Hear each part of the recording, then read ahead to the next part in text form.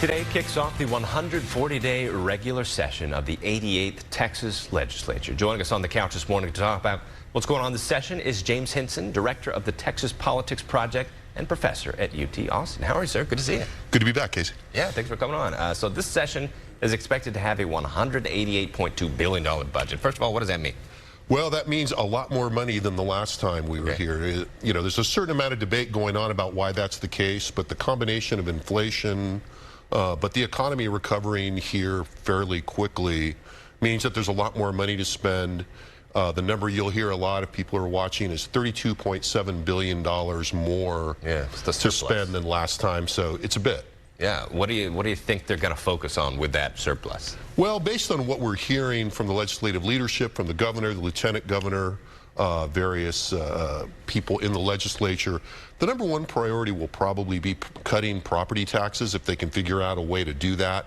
Very complicated. And then beyond that, with all that money floating around, there's a lot of contenders on Comptroller Glenn Hager gave his budget revenue estimate yesterday.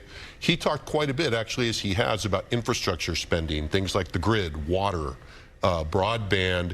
So I think we'll see a little bit of a struggle over these big, expensive infrastructure projects, and then the smaller and medium price stuff that everybody kind of has more of a specific interest in. Yeah. As far as bills and issues, what are some of the things that you're looking at, thinking that they'll talk about under the dome? Well, I mean, I think one of the things that's regular in Texas politics is that there's concern over immigration and border security. When we ask Texans what the most important problem facing the state is, the most common answer is either immigration or border security, particularly among Republicans. With Republicans locked into a majority, I think we'll see a lot of spending again on border security, particularly with the Democrat in the White House. Yeah. There's been a lot of talk about Uvalde, the Uvalde shooting. I saw just this morning we ran a story that Illinois is working on a semi-automatic weapons ban. Right. I don't think Texas would go that far, but do you think they're going to talk about something like that? Well, I think we're going to see some talk about school safety and gun violence. I think you're right. In Texas, there's not going to be much political will, particularly among the state leadership, for limitations on gun ownership, where I expect to see the energy on that pointed is, to some degree, school safety, but also mental health. When we've polled on that in the UT Texas Politics Project poll, most Texans, particularly Republicans, think that the root problem is mental health, school safety.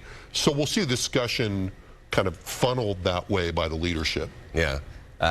With a lot of counties sort of going purple, do you think that lawmakers are going to come more toward the middle this session, or no? Well, I don't expect a big rush toward the middle, but it is one of the questions kind of hovering over this legislature. In 2019, after a close 2018 election, we saw, a certain degree of moderation and a big, for example, a big push on public education funding in that session. The last session after a 2020 election in which Republicans felt more secure, we saw one of the most conservative legislating sessions that we've seen in quite a while. We're going to fall somewhere in between there. If I had to bet, I think we'll probably still be moving more in the kind of rightward direction, probably not quite as pitched as we saw in the last session. Yeah. Professor Henson, thank you so much. We'll see you back here soon, I'm sure. Great to be here.